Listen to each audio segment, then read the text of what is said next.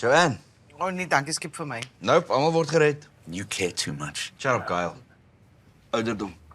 Kyk, jy was so hard in jou 20's, jou 30's, bietjie van jou 40's. Maar tyd kom vir jou. Gavin gevang.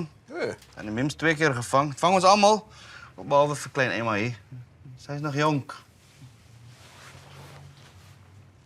Maar jy is die jongste sy nie, né? Nee. Ek weet daai klas van ding begin die bo 'n bietjie lol. Menopause. Ja, al daai goed. Jy's 'n asshole. Ja, laat dit uit. Ek het gesê ek wil dit nie bly worry. Ek probeer net help. Nou, okay, kom ons doen vir jou. Nee, ek's net die fasiliteerder. Jy het nou seer, nou wil jy net lelik wees. Ah, kan die feit wat jy uitdeel hier nou. Ja. Kan, maar dit gaan nie oor my nie en daar is niks wat gesê kan word wat sal maak dat ek 'n tou oor 'n dakbalk gooi nie. Dankie. Ja, want dit sal breek. Okay, my pensie, ek hoor julle. Ek het geleer om daarmee saam te leef. Ek's trots op wie ek is. En 'n bietjie babavet het nog nooit iemand seer gemaak. 'n bietjie meer as babavetjies. Let's try exercising a bit, boss man. Ja, maar dis nie die punt nie. Ja, maar Flipper, jy eet in die bed. Ek het nie weer die valke in my dop nie. I know a very good dietitian. Trots op wie ek is.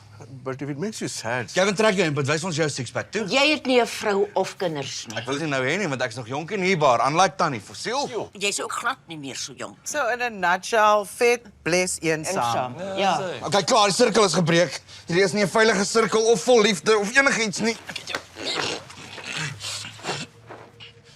Ek wil niks start sit.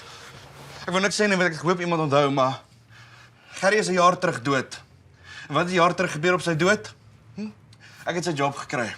Dieselfde dag. Ek is vandag presies 'n jaar lank julle baas. En niemand het onthou nie. Want daar's koek wat ek duidelik nie mag eet nie. So geniet dit. Elke laaste krummel.